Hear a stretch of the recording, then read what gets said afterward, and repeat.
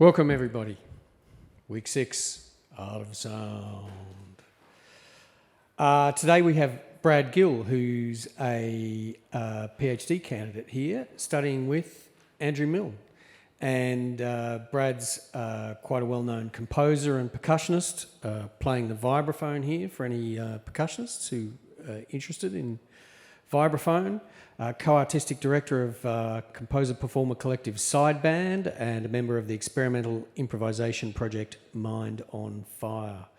And he composes from a non-Western tradition. Today we're hearing a few of his compositions that are based on spoken word and music. And he's studied previously Javanese gamelan and Indian tabla, which one of our students will be interested in hearing. Today he's joined by Deepka Ratra on voice, Laura Chislett on flute, and Jeong Lim on piano. And the first piece will be presented by Deepka. Please welcome her.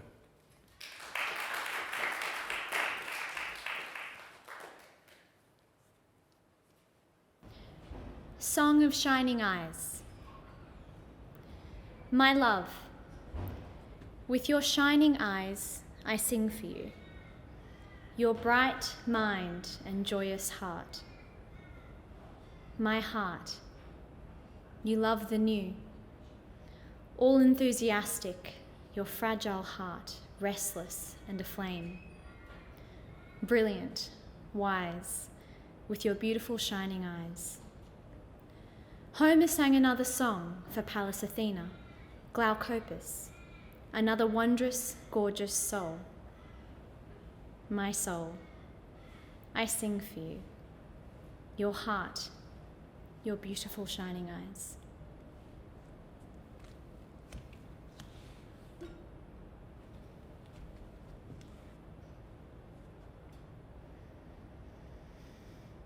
My soul, I sing, I sing for you.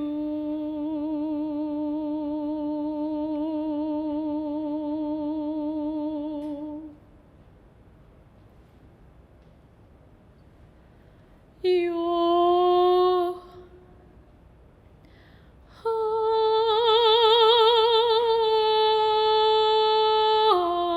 heart, your beautiful shining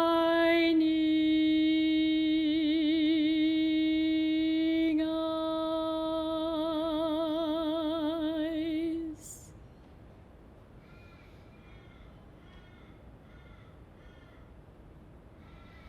My love,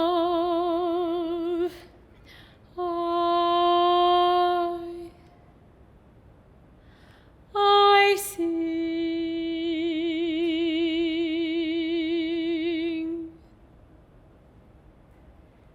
for you.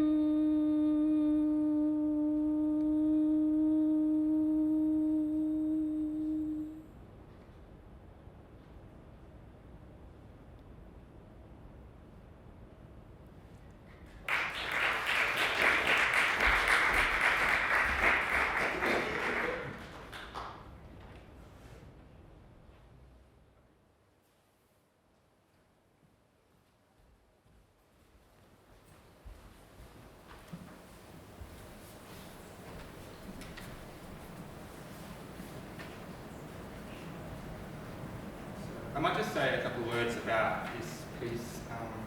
It's called Listen with the Ear of Your Heart, 6 Haiku for solo piano.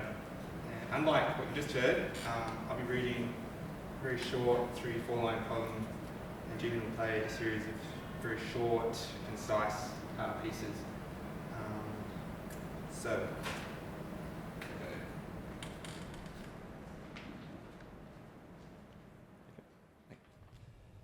An ancient steeple bathed in orange light takes to the sky.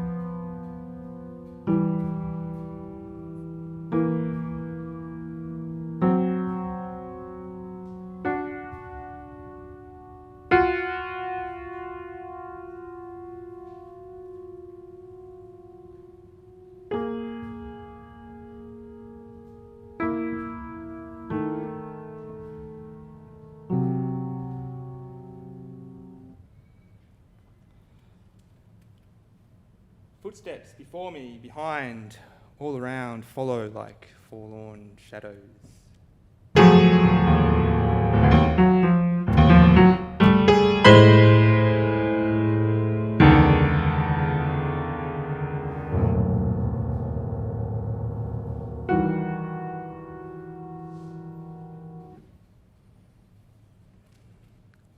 A single leaf falls, bark drops like a stone. I'm cooled by the spray of a passing rainbow.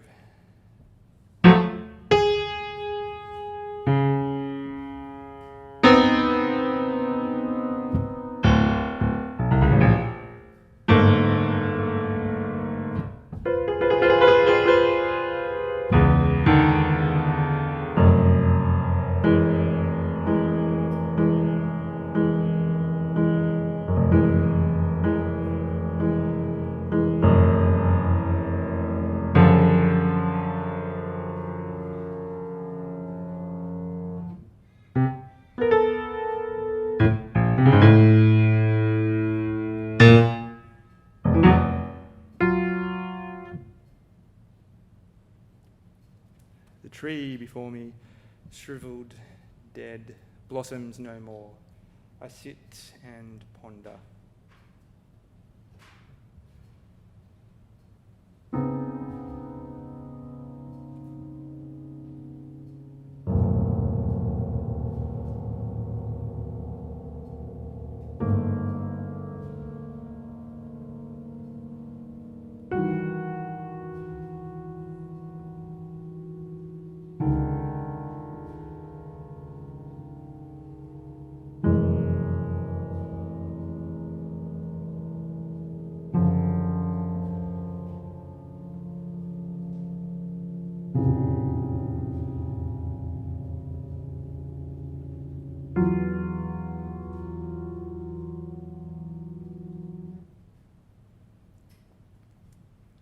Shadows dance on the grass before me, like the sky reflected in the ripples on a lake or a pond. Leaves fall down.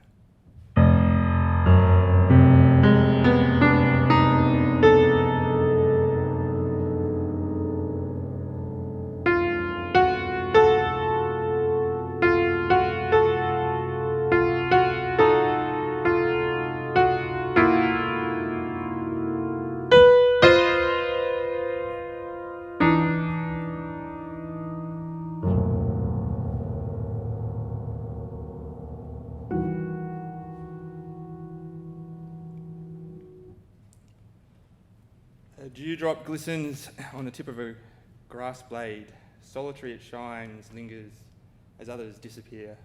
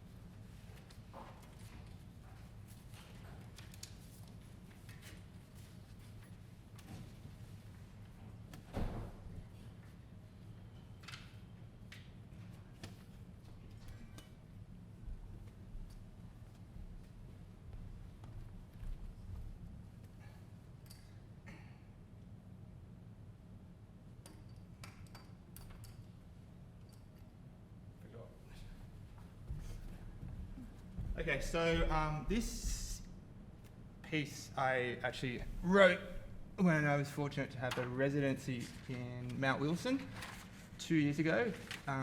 It's been recorded, but I was injured at the time, so a colleague recorded it with Jijan, very fine percussionist. But it's a great pleasure to be able to play the piece for you with her today. And I find the poem I need to read isn't with my music. Have you got the poem?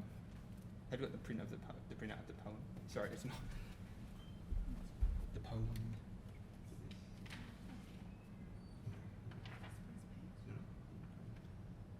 Okay. All right. We'll just play the piece. It's called Inward Shifting Sands.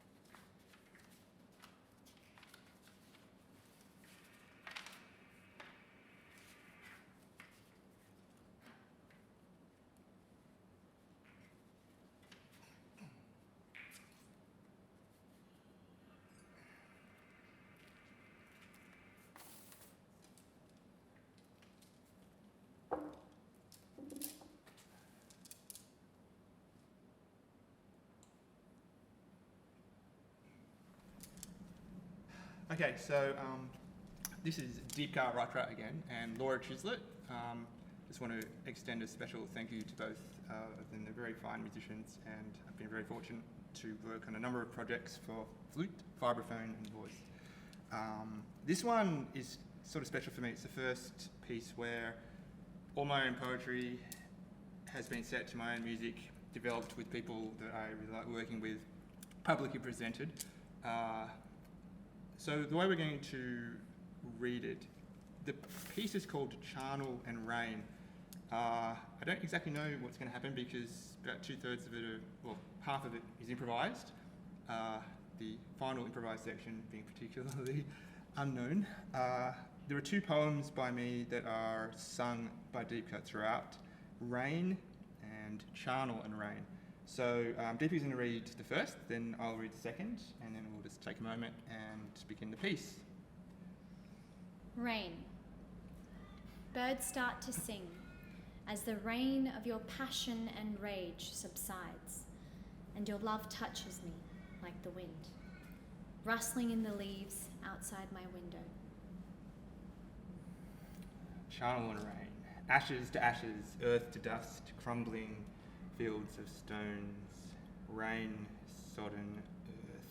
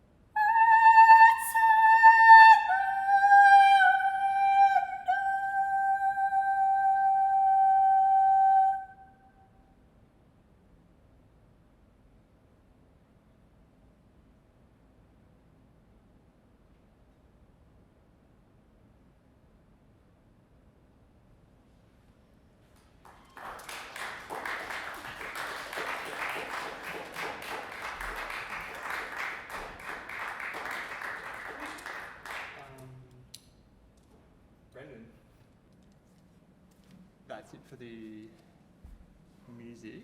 So Thank you. Thanks, Brad. Thanks, Deepika. Thank you. Thank you, Laura. Does anyone want to ask any questions of Brad about his compositional style, inspirations, creative process, instruments? Look, I just want to say that was beautiful. oh, thanks. Thank you. That was very nice to hear. Okay, thanks. Yeah, it's his first outing. We had some interesting, which were actually interesting for me. I quite liked what unfolded despite that. I'm really loose. Like I write this piece and everyone's like, "We got to play it right," and suddenly changes, and I'm like, "Yeah, cool." That for me, that was really good. I felt really quiet after we finished. So for me, that's a good sign. It sort of was what it was and was true or whatever. You know, had authenticity. But yeah, thanks. It's nice to have someone say that. Anything else? I mean, we could. Well, Claire, thank you. I was just going to ask, and I really enjoyed it, thank you. Okay, Lovely thanks. stuff. Have you always included your own words in your pieces? No, that's a new thing actually. So reading the stuff to a big group, I'm still a bit funny about, you know, or nervous or whatever about that. I'm not about the music, but the words, yes. Maybe 4 years ago, I was writing this piece for me and a ditzy Chinese flute player, and I wanted to have 4 haiku sort of as like inspiration for it, like with the piano piece. But 2 of them were just really off. Like they were Japanese birds, like, it just felt really sort of wrong. So I like to walk in cemeteries. That's another thing I do. And I was walking in the Southern Cemetery, and 2 haiku just appeared really clearly to me. So in that piece, I read the 2 haiku of my own. But then I've had a lot of challenges, like unstable housing, moving around a lot, a lot of that kind of thing. So I found I started to write poetry. I didn't have access to an instrument, couldn't do a lot of music work. I was stalled on my thesis. So I went for a lot of walks, and poems just sort of presented themselves, to the extent that when I began with Andrew as my new primary supervisor at the start of last year, I think, we felt it was worth having a poet as the second supervisor, and really sort of pushed me to think of myself as a poet and develop it more. So since then, pretty much every piece either has a poem of mine as like a scaffold. So the one I couldn't read because I forgot the piece of paper with it. I wrote the poem, and then I heard music that sort of related to it, and it's sort of very strongly related, so they're like a pair. This one, I wrote the 2 poems, but very quickly realised I wanted to do something with them musically. And the first piece that you heard Deepika sing actually was the start of the ideas that led to the piece we just played. So sometimes I will write the words and I'll set them to music in some way, like we just did. Sometimes it's like an inspiration for a piece. There's usually a connection, but there's also a lot of poetry with no music associated. So yeah, it's a new thing, but the sort of people I'm interested in my research, and perhaps you could say modelling on, are people like ancient Chinese poet, musician, intellectuals. Wang Wei is one, if anyone knows, who wrote poetry, wrote music, played a lute, hung out in the mountains and meditated, did all of it. So I'm kind of finding my art practice is going in that direction. So yeah, it's interesting. I have had a strong interest in poetry my whole life. Like I like Robert Lowell, T.S. Eliot, people like that, Judith Wright. And I've worked with words by those poets as well as translations of Chinese and Japanese poetry. But I'm just finding more and more it's really fulfilling to do that sometimes, because you've got to kind of find empathy with the experience behind those poems, you know, that could have been written 1,000 years ago, and find a way to relate to it. That's really useful, but it's also really interesting to be the person who had the experience that led to, say, the poem, and then I can access that same thing to write the music. Then I work with other people who bring something else to it. Yeah, so in the past, no, but now, yes. Right. No worries. And interesting that question's coming from Claire, who writes for choirs, mainly works with librettos. Great. Yeah, well, that's part. If I may, that just triggered something else. I mean, partly for me, it was also thinking about the fact that I'm a composer, right? So any good poetry has its own music and its own rhythm. if I say, oh, I'm going to set a poem, I'm imposing my rhythm on that, or I'm compromising my musical ideas to suit the rhythm of the text. If I've come up with all of it, it's sort of from the same place. Yeah, so that's another reason. Sorry to... No, that's good, thank you. Andrew? I just wondered, Brad, if you could, it might be useful to some of the students, just explain some of the ways in which you introduce the improvisation into a piece which is otherwise written, and how you do that in such a seamless way. All right, yeah. Yeah, perhaps more seamless in this performance. Well, okay, so if the performer... So we've had one rehearsal. I don't like doing long rehearsals, so we spent, I don't know, an hour and a half of time on it. We did a short workshop where I talked through and we just tried a few things and we sort of clarified the ins and outs of it. So the first part of the answer is that the performers are well prepared. They turn up. They can. I mean, Deepa's going to sing.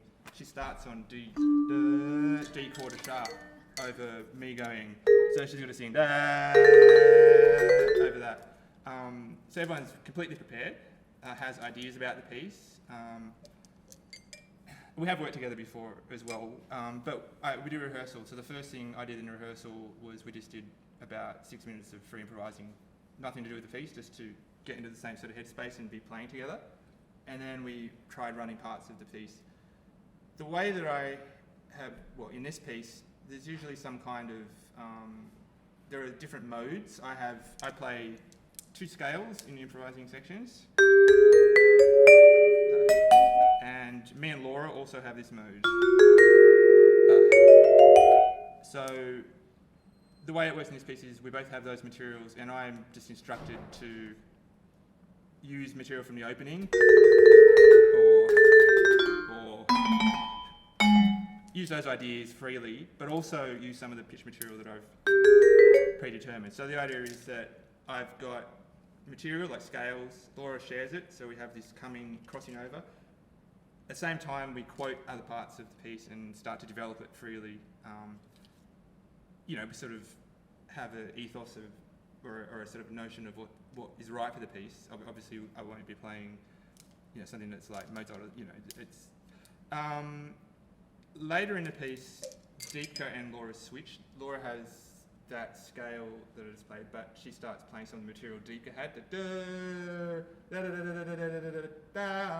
Those 3 materials. So Laura weaves some of that into her part, and Deepka takes fragments of what Laura was playing, or this sort of sort of stuff, and improvises around that. So you've got this sort of material shifting contexts and sounds that unifies across the piece, but they're improvising, so it's not like a quote, but there's still this hint that you've heard it before and it's referenced.